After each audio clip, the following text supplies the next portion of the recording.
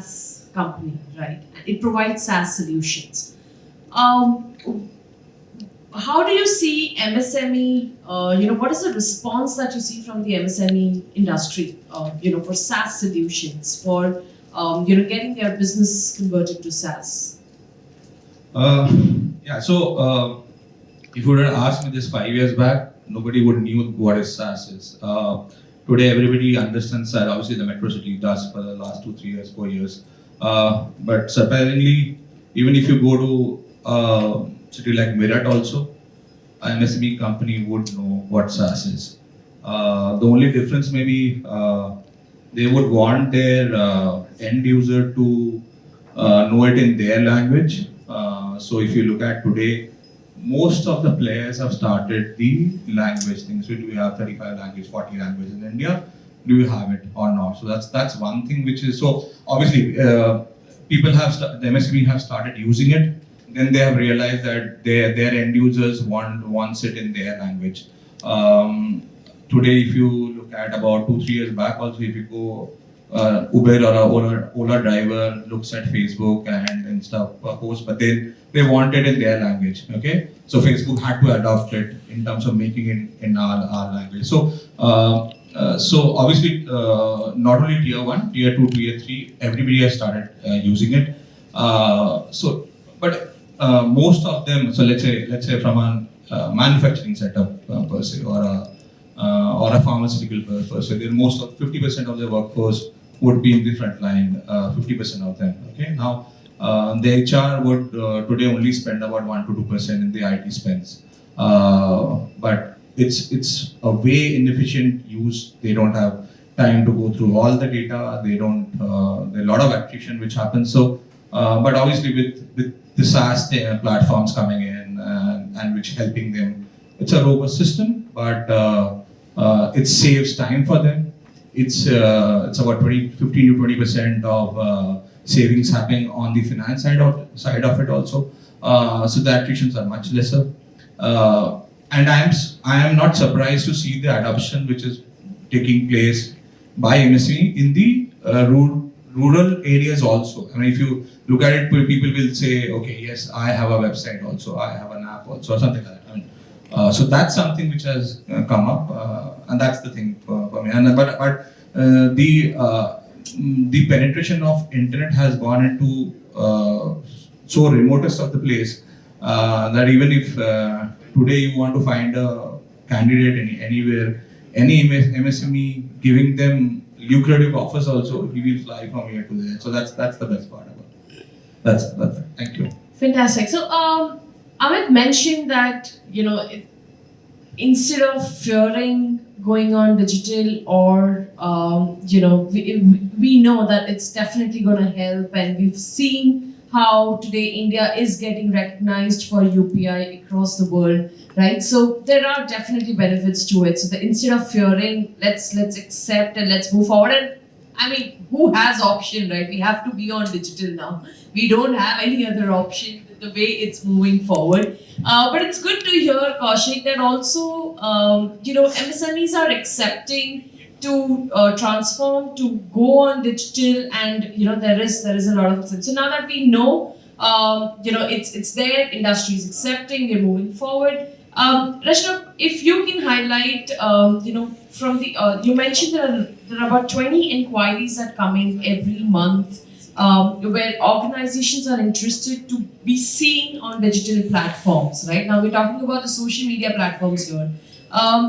Do you see challenges where they think that they're not ready with content? They don't know what to. Do they have a vision? Do you see that they lack, a clear path in terms of their digital journey? And do you see that some of the challenges from MSMEs? I'll address that. Yeah. So what happens in 20 odd other cases that we are solving, but the inquiries are far higher.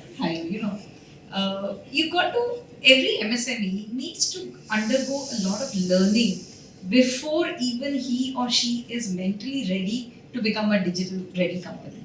That journey in India, I believe, is the core that we all need to address. Is that foundation, when Amay was explaining the -1 student level, this teaching to the entire country at -1. I mean, I would always imagine, this is the time we should have schools for adults 35 plus. Teach digital. Simple. It should be the same nursery, pre-nursery. Why not? We got to just teach digital to 35 onwards, 40 onwards, maybe 50 onwards, 60, 80. Just make a school, digital ready school. If we do that, we are going to leapfrog. We are a digital savvy country, but we are digital savvy in using WhatsApp and social media and all that, or sending the namaste messages and the good morning messages that the world knows about. That India sends, I don't know how many billions of data is being sent because good morning messages are being circulated. But using digital in the business or making a digital ready workflow needs a lot of understanding. That needs to be at ground level built in, and I'm working towards it by having a couple of forums, workshops, and doing that in our own, small kitty. But I think the digital school is the answer to this question, is making them ready. Sure. Amit, your thoughts on this? So, I personally feel, and many of us think that we should have, develop a technology of our own and stuff like that. I mean, not required. You don't have to build it. You can buy it. It's available at a very cheap price. Anything that we do, I mean, the ONDC, I'm sure many of you would have heard about ONDC. It's a fantastic thing this country has done, right? To give opportunity to small retailers, MSMEs to put their, services or product on it, right? Now, these are the things that at a country level we are doing, right? I mean, look at the way UPI or RuPay card has been used, right? I mean, it's a direct competition to Visa and Master, where they were the only two guys who were doing it.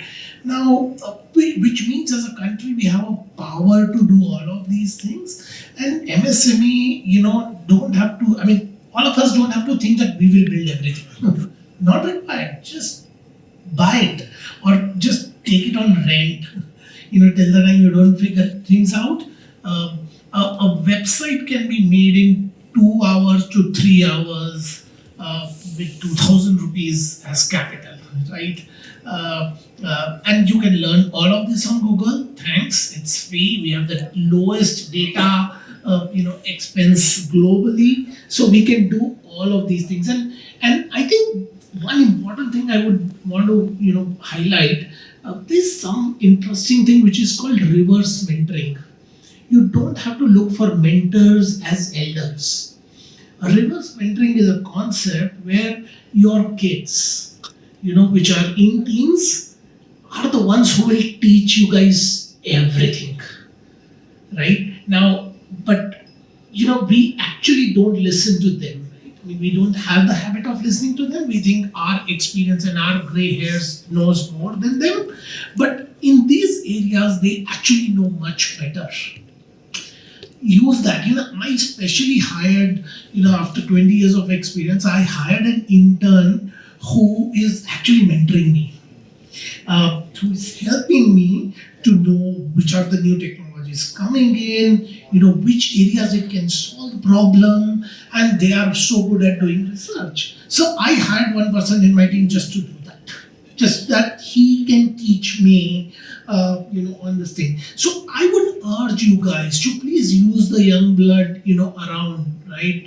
Your kids are much more enthusiastic, passionate about these things. I mean, we often think that kids only do, social media and Facebook and all. Not really. I mean, they are good at doing that. Use them. I think we have everything around us which can be used to learn things.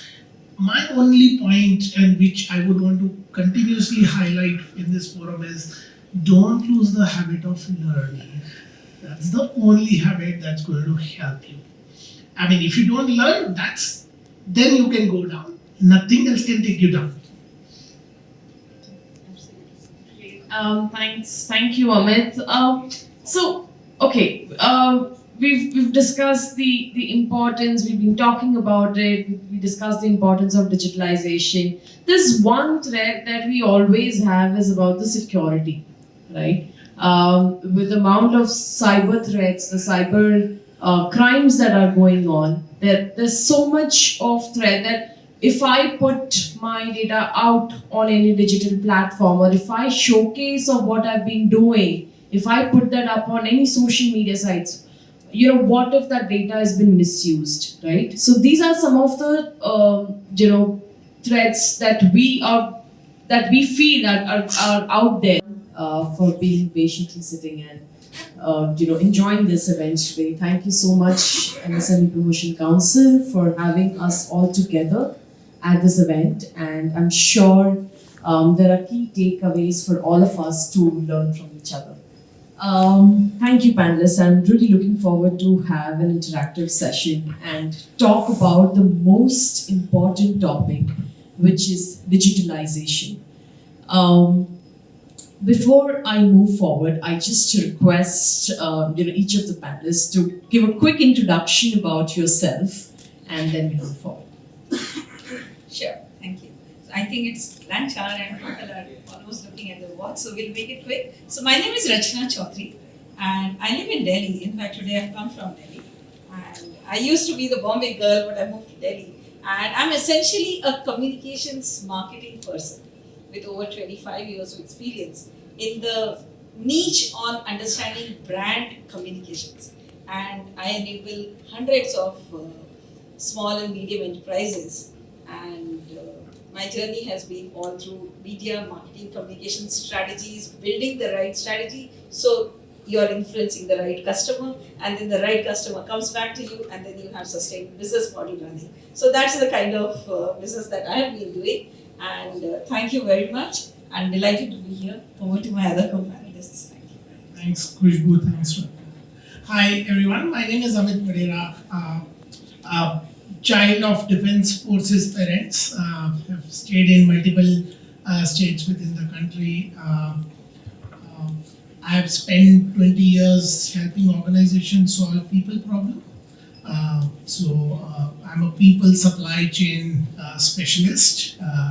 I'm known in the industry to support organization to scale up their people challenges, strategy, communication, marketing. So look forward for this session and share my experience. Of course, there's a lot of learning around with so many panelists. So look forward to having an interactive session. Thank you. Hey, hi, I'm Kaushik. So obviously, I have roughly about over 2 decades of experience in the recruitment, education, and real estate space. So I am a business leader. I think obviously by heart a sales guy all throughout, but I think obviously last 5-6 years I'm running one of the verticals in Beverly. That's about it. I wanted to obviously discuss, not take too much time for people to go online. So obviously we'll try and wrap it up as soon as possible. Great, fantastic. A quick introduction to myself. I'm Khushbu Soni. I'm the founder of CIO News and Mercadio. We are a marketing and a media company. We basically cater to the MSMEs and the technology industry vertical, where we help them to share their journeys, their best practices. India has seen a lot of change in the last couple of years. We have evolved, we have transformed, we have disrupted, and now we're aiming big, right? So we're helping to share that journey. We're here to, talk about your journey, your challenges, your best practices that you implement, and put it up on our platform so that people can actually learn from each other. So that's what we do. Today's topic is digitalization, and we all know that this is one of the major areas that everybody's looking at focusing. From the last 2-3 years after pandemic, digitalization has become the key. If you are not on digital, or if your business is not on digital, you will face challenges, right? So one of the topic which Amit had covered in his presentation was, what is the must-haves what are the learnings that we've got, after the pandemic? One is that how can we become more digitally available for our customers, for our employees? How can we transform work digitally? So that's what we're going to talk about today. And with that, Rachna, I have my first question for you. How have MSMEs adapted their business processes to leverage digitalization? Sure. Thank you. So, in the last, say, about 5 years, I have seen there has been an accelerated increasing inquiries and demands from various kinds of MSMEs, different industries. You probably would have never noticed an industry, but they are willing to come forward.